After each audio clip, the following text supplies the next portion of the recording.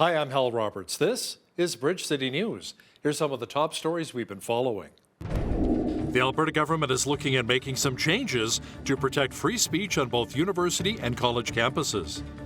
A Medicine Hat woman has been sentenced to life in prison in connection with the 2021 death of Megan Eekma. And this is Black History Month. The post-secondaries in Lethbridge are honoring the occasion with colorful and educational events. Your nation, your province, your southern Alberta. From the heart of Lethbridge, it's Bridge City News with Hal Roberts. Thanks so much for joining us. Alberta's Advanced Education Minister says he will soon announce steps to strengthen free speech at our province's colleges and universities. Dimitrios Nicolaides issued the statement after the University of Lethbridge cancelled a talk this week by former Calgary professor Frances Widdowson, who criticized the Black Lives Matter movement and claimed there were education benefits to residential schools. Widdowson says she was going to still be speaking at the U of L Wednesday afternoon, and we'll have that story for you on Thursday's Supper Hour newscast. Nicolaides says it's important for Alberta post-secondaries to foster a strong culture of free speech and diverse viewpoints. He says it should be up to the students and not university administrators to make the final decision about whether to listen to a speech or not. Federal Conservative leader Pierre Poilievre agrees that free speech needs to be protected in our country so that we don't become a dictatorship. If we all agreed, we wouldn't need freedom of speech because no one has ever tried to censor someone for saying something that they agree with. It is only when there is a disagreement that it matters. And that's what distinguishes Canada, a free country, from dictatorships. Dictators don't censor things their citizens say that the dictator agrees with, only things they disagree with. Here in Canada, though, unfortunately, through the cancel culture and the woke movement we've seen at university campuses and in the media and now increasingly in big, powerful corporations, and most recently with a professional licensing body, we're seeing the idea that someone can lose their job, their status, their ability to study because they express something that is contrary to the government line. The former interim leader of the Federal Conservatives and longtime Manitoba MP, Candice Bergen, is resigning her seat for Parliament. She made the announcement Wednesday afternoon on Twitter. I'm choosing to leave now, not because I'm tired or I've run out of steam. In fact, it's the exact opposite. I feel hopeful and re-energized. Hopeful for our strong and united Conservative Party and our caucus under the courageous and principled leadership of my friend Pierre Poilievre. I feel honored and respected by my fellow Conservative colleagues and by so many of you, my fellow Canadians, who have reached out to me in emails or in calls or when I see you out and about. You have been kind and so encouraging.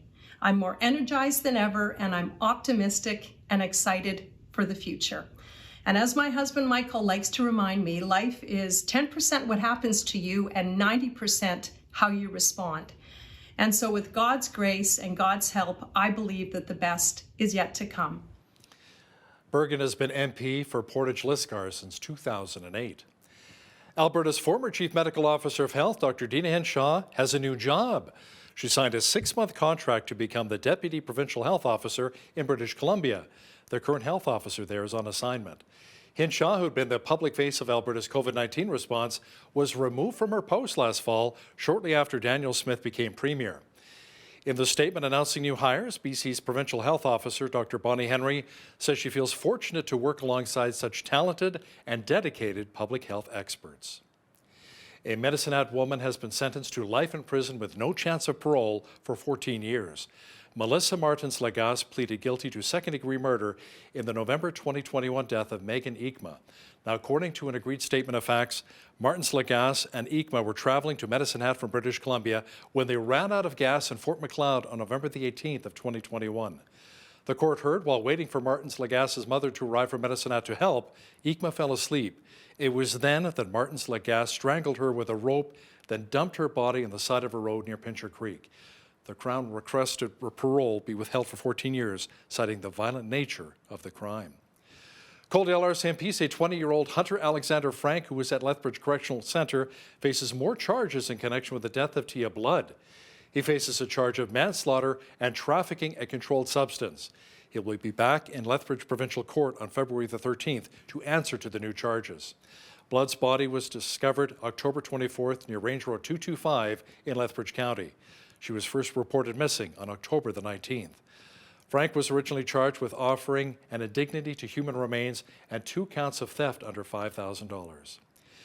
The investigation continues into what caused a structure fire in the city's downtown core on Tuesday morning.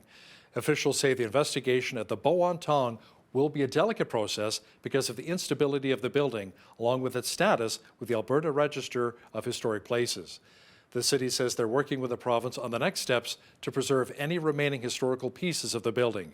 Fortunately, no injuries were reported from the fire on 2nd Avenue South. The Nature Conservancy of Canada recently announced a new conservation site outside of Waterton Lakes National Park. It's to serve as a protected wildlife corridor. According to the NCC, the ecosystem that makes up the national park doesn't stop at the park gates. Officials say there are areas outside of the park that will benefit its wildlife and at-risk species. It includes this 255-hectare acquisition located 10 kilometers south of Twin Butte in the municipal district of Pincher Creek in Cardston County.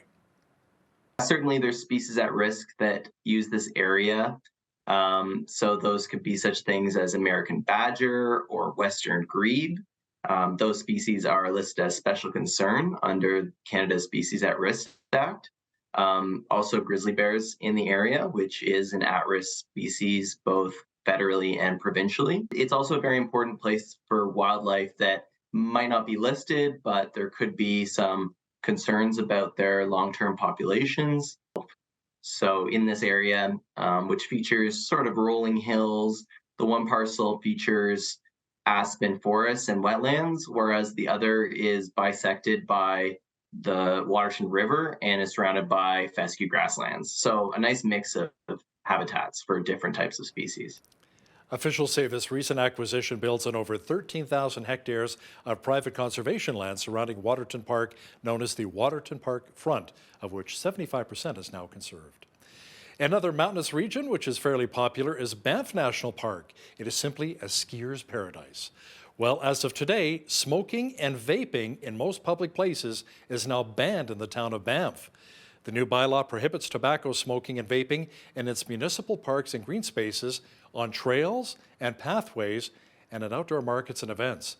Officials say the bylaw also covers bus stops, public sidewalks, and in close proximity to children. Smokers will instead have to smoke in parking lots, alleys, and on private property. Well, you probably don't have to worry about lighting up today with all the winds we've been experiencing. The warmer Chinook winds have arrived in Lethbridge, giving us a much milder day temperature-wise.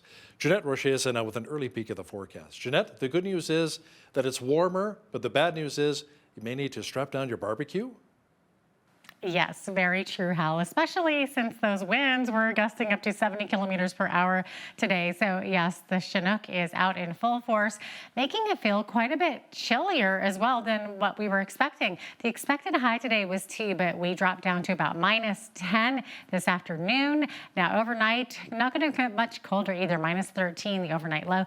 On Thursday, though, we're expecting a high of 5 degrees with a 50K wind. And then for the rest of the week, those temperatures are just going to get higher and higher. I'll be back later in the show to give you all those details. Great. Thanks so much, Jeanette. February is Black History Month, and a long list of activities commemorating the event are set to take place at Lethbridge College. The official kickoff took place on Wednesday morning. Staff from the college showcased Black culture and colorful clothing at the event. As BCN's Micah Quinn explains now, officials highlighted the importance of recognizing Black heritage here in our country. Black people have been here since the 1900s and so on. Black people have been part of Canada. Even Canada became, before Canada being a country as it is today, but you don't always see those things reflected on our own history. Lethbridge College has been holding Black History Month celebrations since 2017. Staff at the college said they don't have an exact number of people on campus who identify as Black, but they did say there is a large Black population right here in our city. Lethbridge and Moncton are one of the 2 census metropolitan areas within Canada that have seen the fastest growing population in the Black population. So I can tell you that back in 2015 when I started here, you will see black students, but not as much as you will see today. So you can see that present that the population is increasing, not just within Lethbridge, but within the city as well. Traditional clothing was also on display on Wednesday morning, and officials with the college's Students Association told us about the African shuka. So this shuka was just designed on my body. It's still full on, it's just pins, and it's been designed to be a cultural dress, because we would do this even back at home. We could just dress up in a shuka and design it into different ways, a skirt, a dress, just a top, whichever is comfortable. For a full list of events during Black History Month, you can visit lethbridgecollege.ca. For Bridge City News, I'm Micah Quinn. Now, Black History Month is also being celebrated at the University of Lethbridge. A kickoff event to recognize the month took place Wednesday morning that focused on inclusivity. International rep for the U of L, Malika Thomas, says Black history should never be forgotten. Erasure, it's one thing you recognize when coming here, that your Blackness seems to be minimized because there's other things that ideally take precedence. For example, slavery, which I think it's a problem, because it should be where we honor and celebrate Black excellence and joy and all the achievement, where people forget that you exist in this little bubble. And so you find that a lot of times Black students or people on campus tend to stick together, which is not what we were looking for. We're looking for inclusivity. We're looking for people to merge together and integrate. Officials with the university say they really want to create a safe space for all students on campus while creating a diverse culture. Especially now with so many different changes and what we want to say, concerns about what it is and what it's not. It's really important for us to create an assurance to our students, no matter where they come from, they do have a space on our campus. This year, for example, we have the highest number of international students on our campus. So you're seeing our campus is becoming a very diverse mosaic, it's vibrant, and I think for us it's about celebrating that diversity as well. So I think it's an opportunity for them to know that there's a space here for you, but we also want to celebrate that different diversity of identities that they have as well. Throughout February, the university will be hosting a number of different Black History Month initiatives. Applications are now open to join the Youth Advisory Board hosted by Lethbridge MP Rachel Thomas. Young people between the ages of 16 to 24 can apply. 8 will be selected to join the board from September of this year to May of 2024. MP Thomas outlined some of the main topics that have been discussed in the past. Really, it's an opportunity for young people to come to the table and to offer their voice to important discussions. We've had an opportunity in the past to talk about everything from natural resource development to mental health to homelessness to social programs that are offered at a federal level. We've discussed employment, post-secondary education. We've discussed the legalization of marijuana. Really, it's young people who determine the issues that we are going to discuss. And that's what I love about it, is really it's self-directed by them. MP Thomas says this is her 7th year hosting the board and mentioned that each youth is able to chair a meeting. Interested applicants can apply online before March 10th on MP Rachel Thomas's website. The chief of the Federation of Sovereign Indigenous Nations in Saskatchewan is not happy. Chief Bobby Cameron says he's disappointed he did not receive an invitation to discuss funding and issues with health care at an upcoming meeting with PM Trudeau and the premiers. Cameron says being excluded raises serious concerns about First Nations health care being made without Indigenous involvement. The premiers have said they want Ottawa to increase its share of health care funding from 22% to 35%.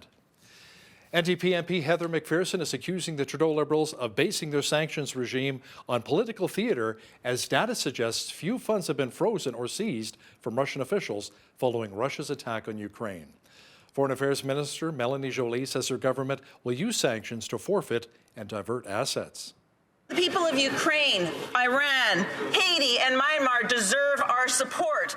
This government constantly pats themselves on the back for adding individuals to the sanctions list, but yesterday we learned that this government has only seized one asset in 6 months. Wow. One asset. The Liberals claim sanctions are a key piece of our foreign response, but there is no enforcement, there is no investigation, and there is almost no seizing of assets. When will the Liberals stop the political theater and start getting serious on our sanctions regime? Yeah.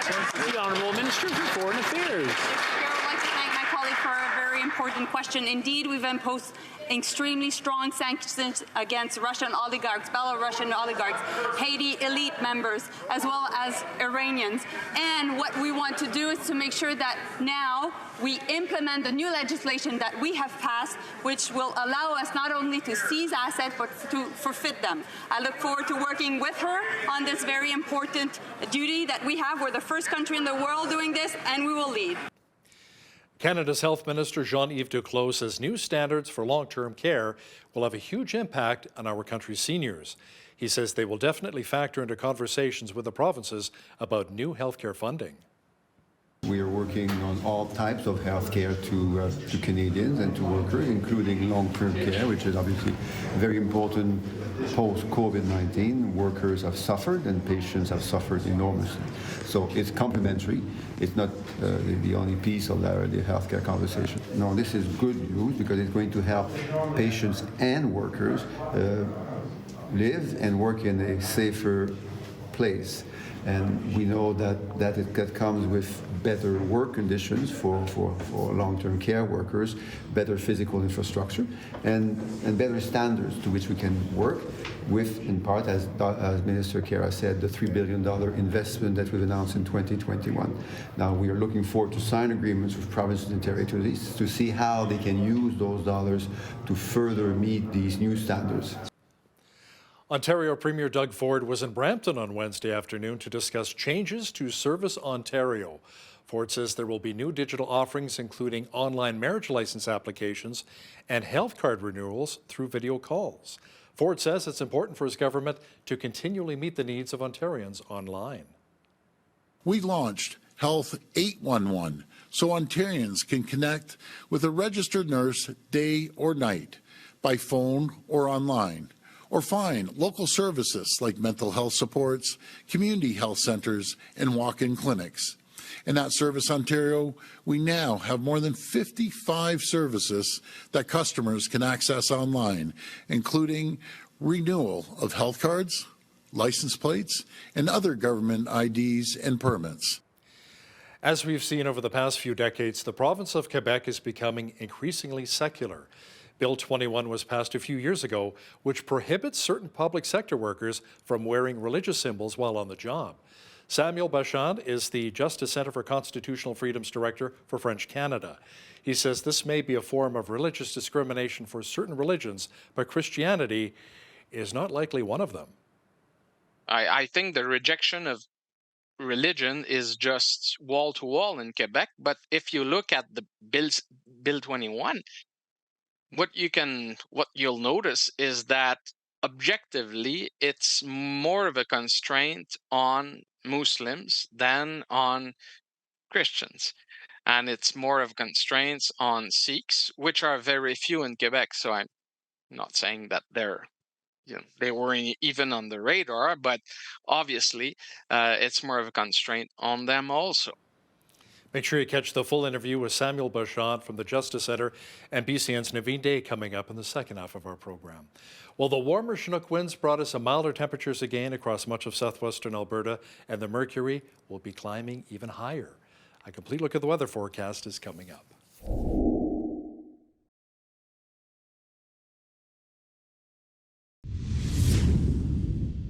It appears as though the meltdown has begun in Lethbridge. Maybe a good time to stock up on the windshield washer fluid. It's getting a little muddier and slushier. Jeanette Rocher is in now with all of the weather details. Jeanette, we could even get close to 10 degrees by Friday?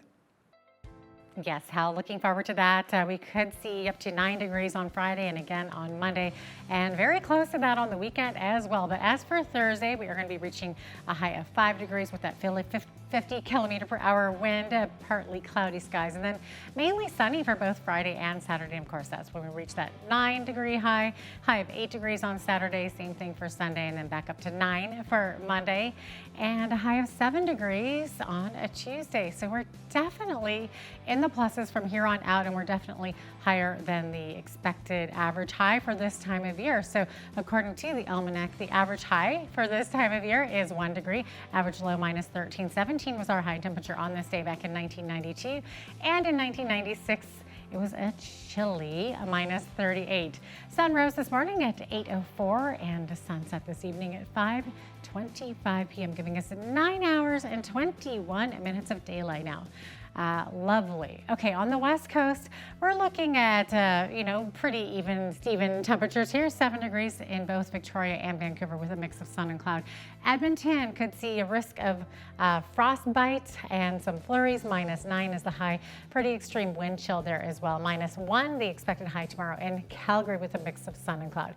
Now we are seeing extreme cold warnings in effect across the prairies with frostbite in minutes. Saskatoon sitting at -21 as a high. But get this, with the wind chill in the morning, it's going to be a -48 and then -31 in the afternoon.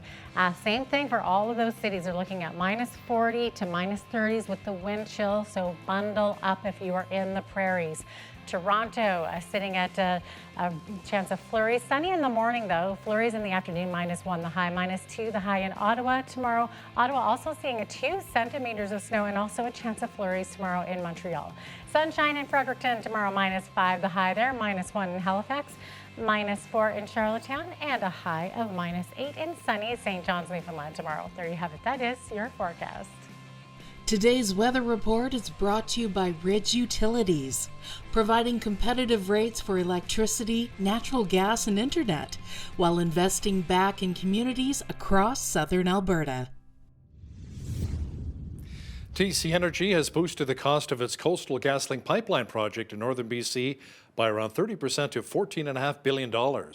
The Calgary-based company says the project continues to face material cost pressures, including a challenging labor market, contractor underperformance, and disputes. It's targeting mechanical completion of the project for the end of the year. Commissioning and cleanup work will continue over the next couple of years. Company officials say, however, if construction extends well into 2024, it estimates the project's cost could increase by an additional $1.2 billion. The inflation rate in Europe dipped for a third straight month in January. The EU Stats Agency says the consumer price index for the 20 nations that use the euro dropped from 9.2% in December to 8.5% in January. It is the first report on consumer prices with data from Croatia, which joined the Eurozone on January the 1st. Inflation in Europe has now slowed from a record high of 10.6% in October, but food and energy prices remain the major factors driving inflation. Up to 500,000 workers are on strike across the UK today. It's the biggest day of industrial action Britain has seen in more than 10 years. The strikes by teachers, university staff, train and bus drivers mark an escalation of disruptive action across multiple key industries. Unions are stepping up pressure on the government, demanding better pay. They argue wages have stagnated for a decade and have failed to keep pace with soaring inflation. Now, here's a look at today's markets. The TSX was down 16 points on the day to finish at 20,751. The Dow was up 6 points to 34,092. The S&P 500 was up 42 on the day to 4119, and the Nasdaq was up 231 points to 11,816. West Texas Intermediate Oil was down 219 to 76.68 US per barrel. Natural gas was down 18 cents to 250 US. Gold was down a cent to 1950.51 US an ounce, and silver was even on the day at 23.98 US an ounce. Feed wheat is at $11.97 per bushel, barley's at $9.21, canola's at $18.25, and corn is at $11.20 per bushel. Live cattle February contract was down 43 cents to 158.43. Feeder cattle March contract was down 2.90 to 183.25. And lean hogs February contract was down 90 cents to 73.98. The Canadian dollar was up slightly over the past 24 hours to 75.26 US.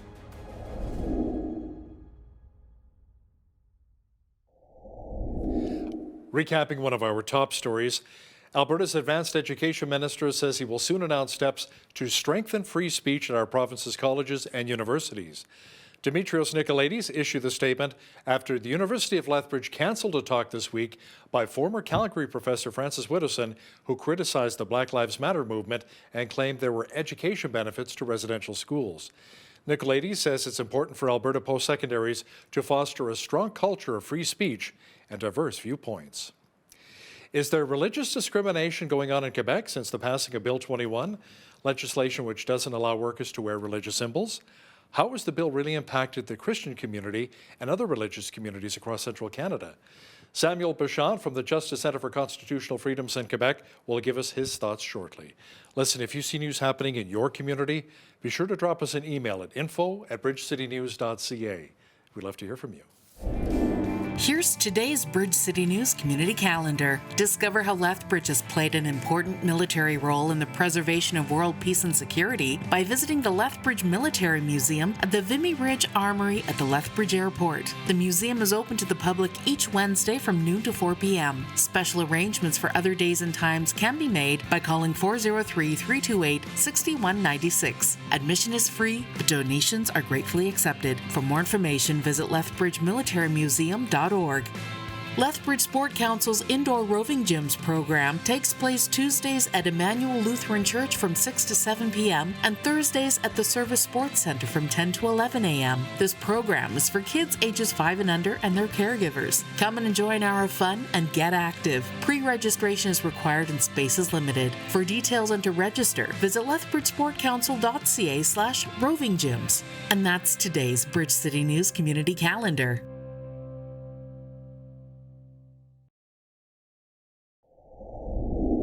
Over the last number of decades, the province of Quebec has become increasingly secular and also hostile to displays of religious beliefs and affiliations. Bill 21 was passed a few years ago, and certain public sector workers are now forbidden to wear religious symbols while on the job. Is this a form of religious discrimination, and is this what we want to see in our nation? Joining us from Quebec to discuss this further is Samuel Bachand, who is the Justice Centre for Constitutional Freedoms Director for French Canada. Samuel, welcome to Bridge City News. Thanks for having me. So first off, can you refresh our viewers as to what Bill 21 is and why the Quebec provincial government had to use the notwithstanding clause to pass the bill into law?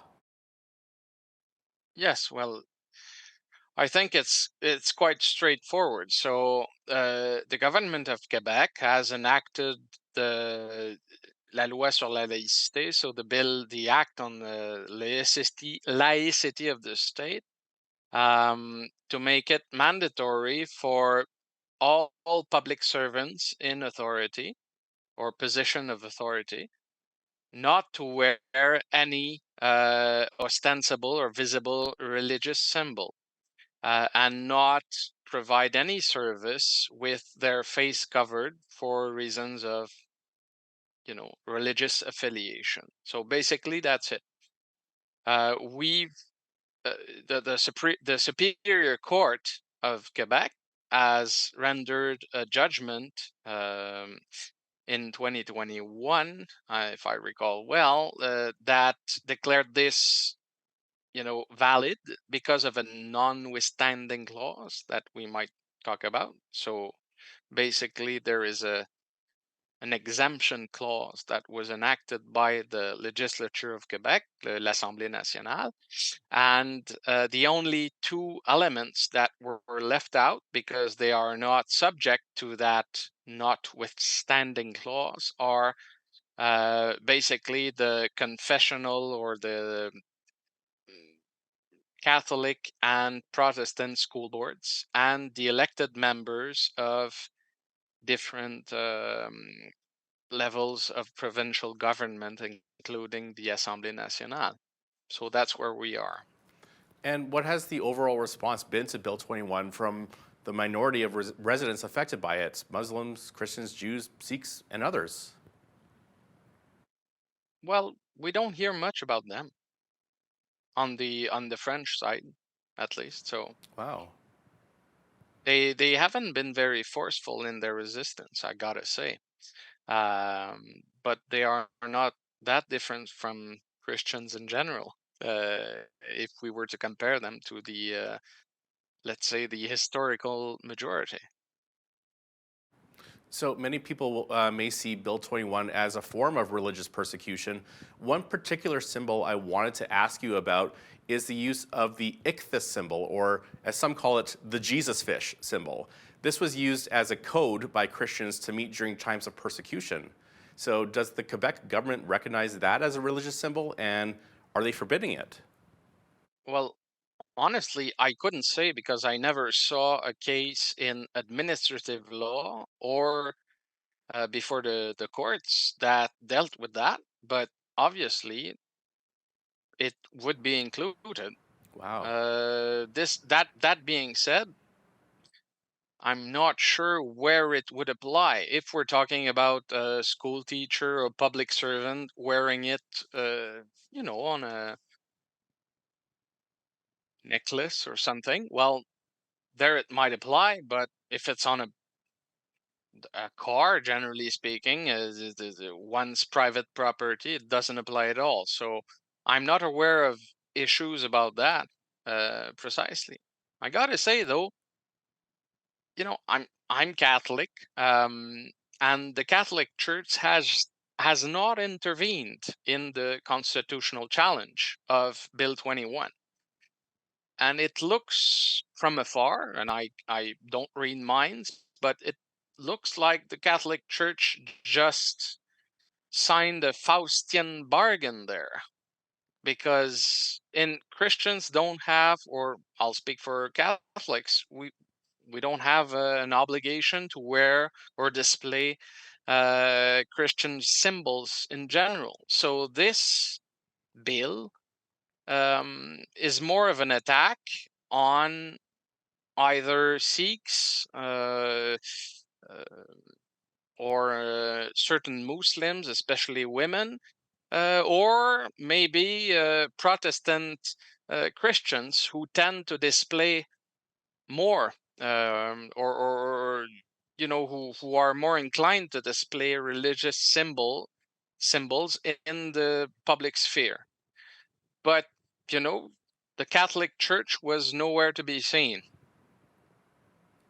Now, any idea why so many Quebecers support Bill 21 and see this law as being neutral? What kind of benefits do they see for the province by banning public sector workers from wearing religious symbols while at work? Well, it's probably because of, let's go back in time.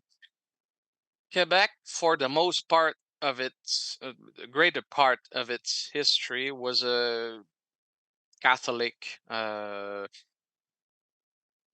was dominated or majoritarily Catholic, obviously. And it's almost trite to say it, but in the 60s, we lived through the Quiet Revolution. So the French Canadians in Quebec, who were overwhelmingly Catholic, just rejected their religion and chose instead to plead allegiance, if I may say, to the provincial state, which was then, basically laicized or non-confessional. And there was this transfer from the proto-state, which was Catholic since 1759, basically, until the early 60s. And the whole, again, the allegiance, the cohesive factor of French Canada was transferred to the provincial state. And then, as we say in French, on a jeté le bébé avec l'eau du bain. So we threw out the baby with the bathwater. So that's what happened. And now you can only, basically, Bill 21 is just a logical consequence of that rejection of Catholic values. And again, since Quebecers have,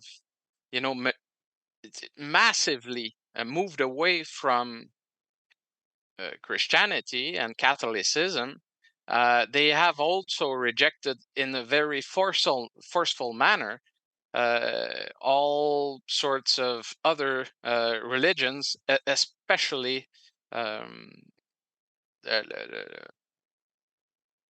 the Muslims, basically.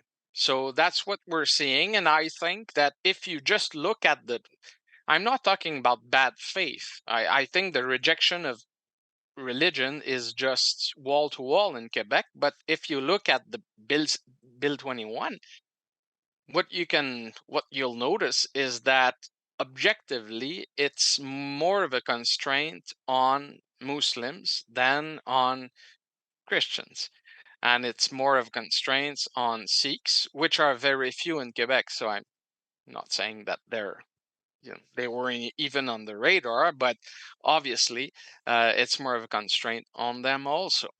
Now, what would opponents of Bill 21 say about possible security concerns of religious wardrobes that cover the entire face so that someone's identity would not be discernible? Like, for example, if the individual is a police officer with their entire face covered, could that certainly be problematic?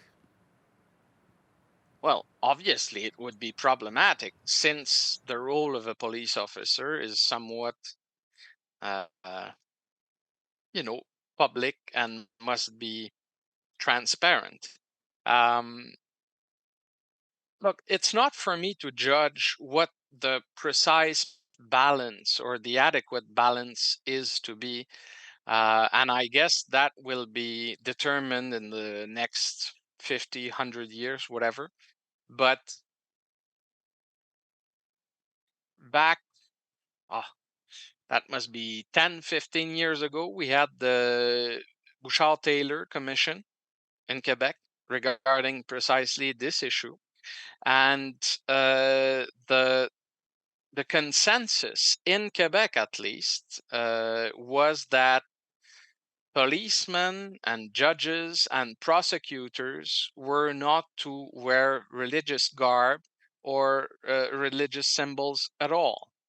And the others, that was to be about fine-tuning. The solution chosen by the Legault government was to ban religious symbols wall to wall, which is much more radical.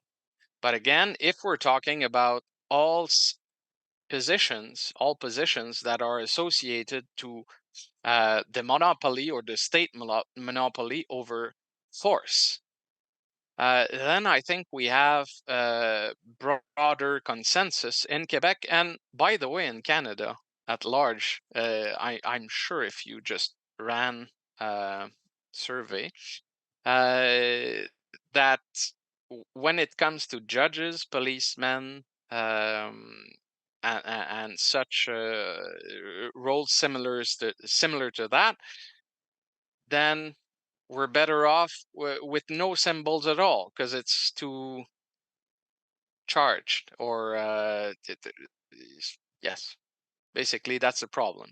I'm told that in Quebec, it's not just Bill 21 that is of concern, but apparently there are other laws that restrict religious freedoms and speech.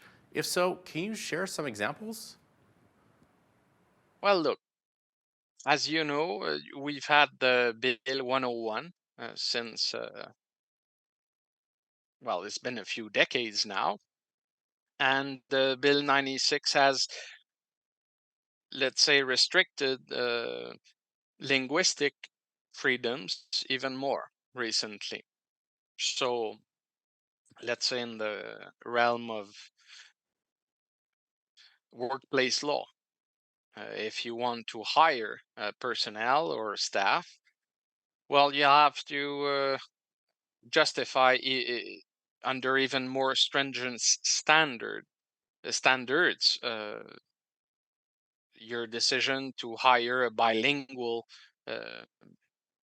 employee. That's one instance. But basically, you know Bill 101, it's official bilingualism in the province of Quebec in the matters that relate to the provincial jurisdiction, and it's just been reinforced. So, look, I'm not here to bash my fellow Quebecers. I think Quebec has a better cohesion and has probably a brighter future than the whole of Canada, because the whole of Canada is right now just exploding. I'm not sure there's the social cohesion needed to carry on for 500 years. But again, you know, in Quebec, we're dealing with a form of tribalism that is not compatible with the Canadian experience. So at some point, you know, Quebecers who decided twice not to secede or separate from Canada will have to decide, are they some sort of population in an Aboriginal reserve or a zoo, or are they going to participate in the broader Canadian deal? And if they intend to participate in the broader Canadian deal or project, well, Bill 96 and Bill 21 are not good ideas. Right now, I understand that you'll be one of the speakers at the Religious Freedom Summit in Ottawa on February 4th.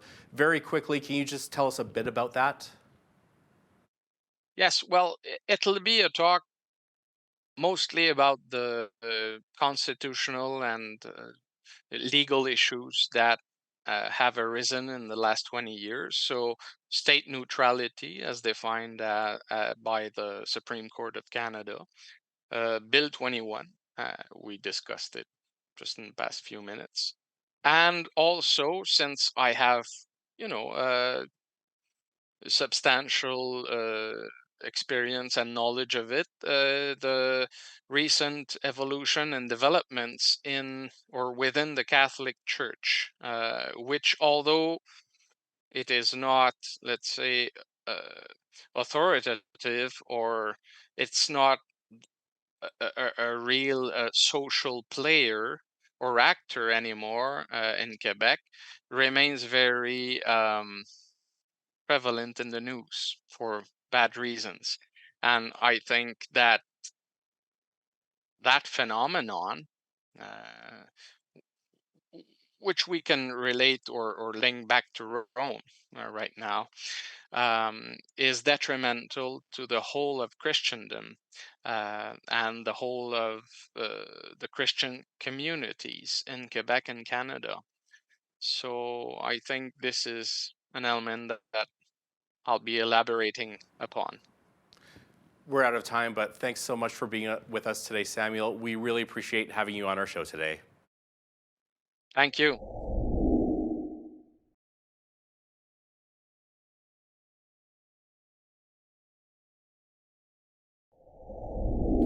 The city of Lethbridge has many wonderful parks and natural areas. One of the great features that so many of us appreciate about these natural areas are the ponds and the wetlands.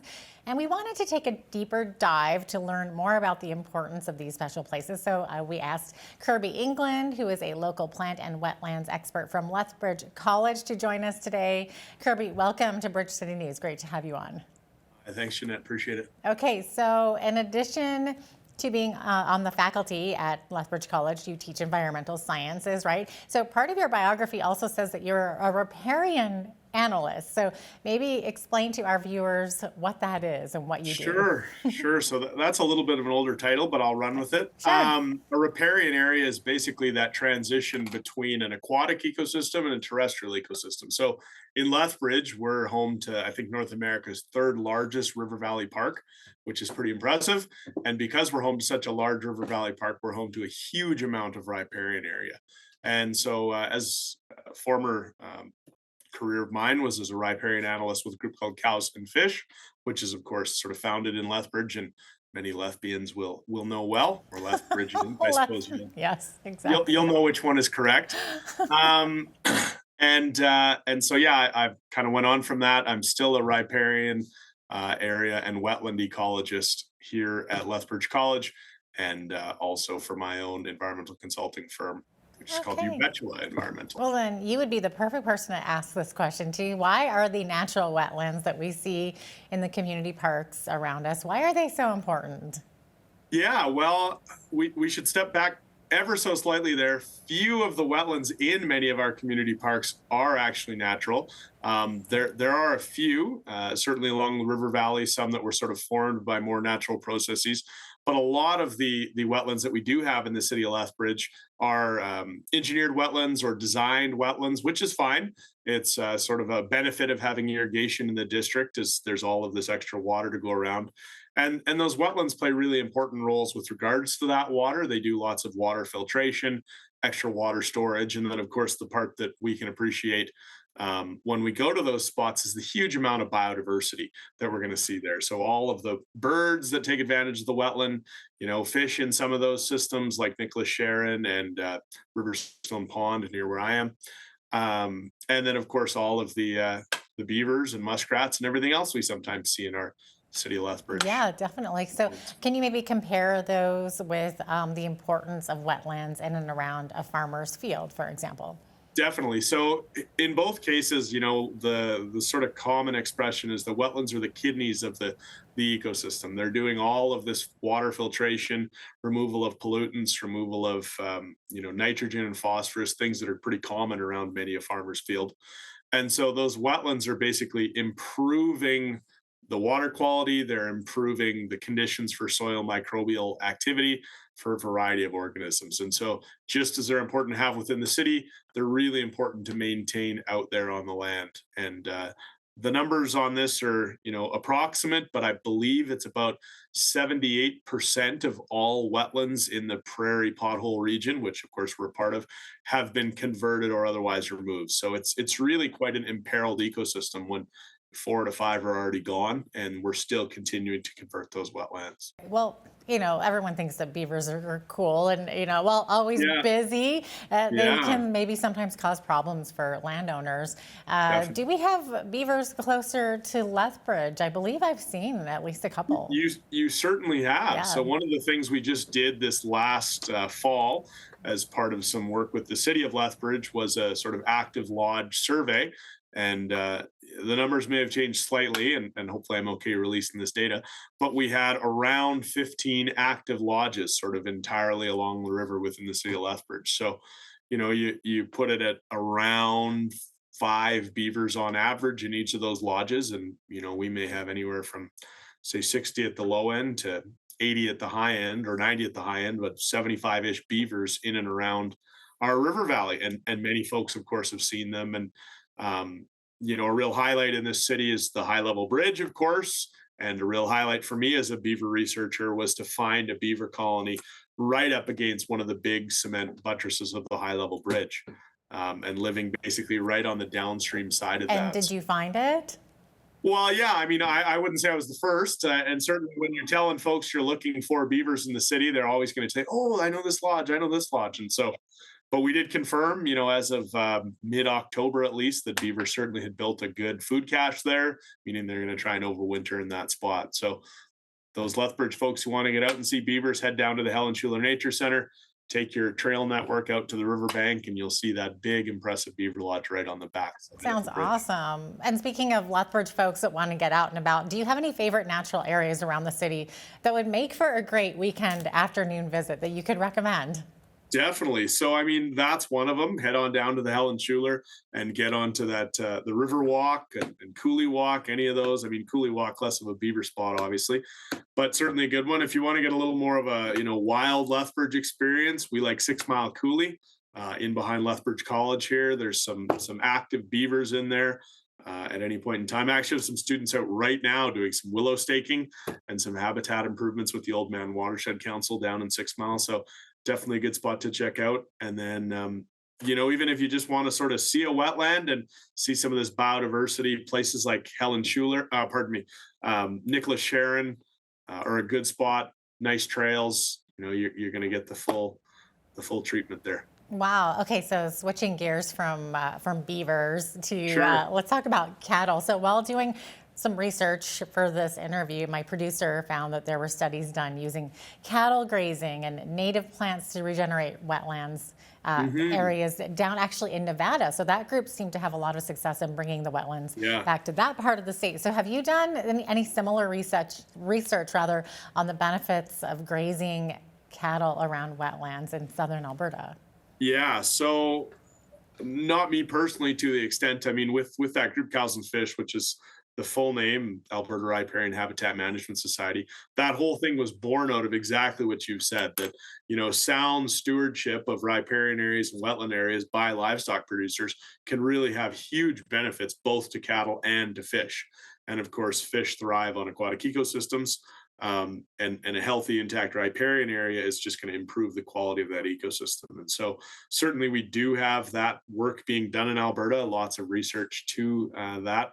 In fact, Cows and Fish is just celebrating 30 years, sort of in operation this Friday with a bit of a gala. So it's certainly something that's been ongoing in our province for 3 decades now. Yeah, I don't do as much in terms of direct benefits of grazing. It's not so much the cattle going in there and chewing down vegetation per se that's going to improve your wetland or your riparian area, but it's following those principles of range management and sort of managing with ecosystem function in mind that will improve overall quality. And that's what they've shown down in Nevada and elsewhere. And then, of course, beavers are a natural benefit to wetlands and riparian areas as well. They sort of manage those. And so there's getting to be a good body of research showing that too, that when you couple, beavers with bringing back the water and then cattle and good, range operations, there's benefits for the fish, for the water, for the wetland, for all the above. Maybe so that viewers can understand it a little bit more and have has a little bit more impact. Are there any success stories or wetland renewal projects happening in southern Alberta right now? Yeah, lots. Sorry, putting me a bit on the spot with that. Okay. So one of the things, if you want to check out on actually the Cows and Fish webpage, is basically what they call demonstration sites. So there's been a number of ranchers in southern Alberta that have seen sort of the benefits of sound riparian management, and they've presented themselves as demonstration sites. So they've kind of led the way. And I could quickly look a couple up. Ellert's would be an example, and others. And then through the Old Man Watershed Council, one of the things they regularly do is host field tours and other things, and they get people out to see projects where they've done wetland and riparian area restoration, and basically showcase the success of those efforts there. So either of those organizations can sort of point you in the direction of lots of really well done riparian and wetland improvement and stewardship projects. Mm-hmm. Now, Kirby, what important function do the wetland plants and animals do in the winter? Well, I mean, basically survive until spring when they can do it again. Just like all of us. Yeah, just like all of us, exactly. Try not to die. And, there's still, of course, the biodiversity benefit to all those native species that don't migrate, that stay here over the winter. Plants, even when the above ground vegetation is mostly dead, still have that root mass that's holding that soil together. So preventing erosion, preventing, sedimentation into the channel, kind of catching things that would otherwise wash into those wetlands. So they're still playing that benefit.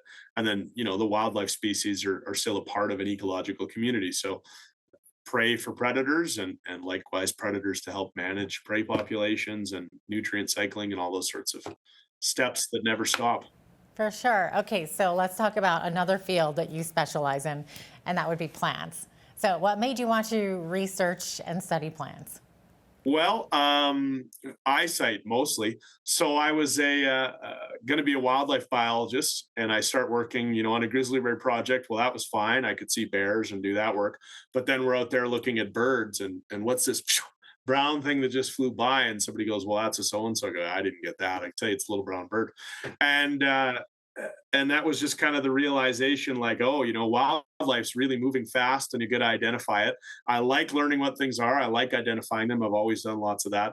But with plants, you get time to sit there and look at it and really understand it. And of course, that's sort of a tongue-in-cheek answer. Really what it is for me and plants is they're just such a foundation of the habitat. And you wouldn't have the bird in the tree if you didn't have the tree. And you wouldn't, in our case, as we learned, have these big bears out on the landscape if there weren't foods, mostly plants, to sustain them through all the seasons. And so I just see plants, as many do, it's such a foundation to that functioning ecosystem. And although maybe not as charismatic as some of those, big mega carnivores and other things, the plants deserve our understanding and our respect. And I like to do what I can to help people better understand and appreciate plants. Okay, so let me ask you this then. In the wild areas around Lethbridge, are there any issues with invasive plant species? Oh, yeah, it's extremely abundant. So, all of Alberta that's subjected to agriculture and anywhere we've really had humans settle, you often bring plants with you from elsewhere. And initially, some things that seem maybe beneficial, like carragana and other species, they were Eastern European plants that allowed you to establish windrows and minimize soil erosion and other things. Over time, they just sort of grew unchecked, and now they've invaded and displaced a good number of native species. And so, yeah, we've got a good number of invasive plants, of all life forms. Trees like Russian olive, shrubs like carragana. Yeah, it's just a long, long list of weeds. Pennycress and many others, kind of some of the thistles, and then even grasses, downy brome, which gets called cheatgrass. It displaces native grass communities and cheats everybody on the rangeland, doesn't have much for forage value. And, in the United States and elsewhere and in Canada too, we've lost, hundreds of thousands and millions of dollars, hundreds of thousands of acres and millions of dollars in lost revenue just by losing ground to some of these invasive species. So it's a major concern in this part of the world. Okay, well then, Kirby, it looks like we are about out of time, but thanks so much for the conversation. Always great to open our eyes into a broader view of a world that we don't necessarily live in. Yeah, no, you do live in it, definitely. And I'm always glad to share some of this information. And for anybody interested, of course, we're here at the college. We're happy. Lots of the plants and other things we've talked about are on display in some of our collections, which are open to the public. So definitely come check it out anytime. Always happy to do these sorts of interviews. Take care. That was Kirby England, a professor and floral and wetlands expert from Lethbridge College. I'm Jeanette Roche on behalf of all of us here at Bridge City News. Thanks so much for watching.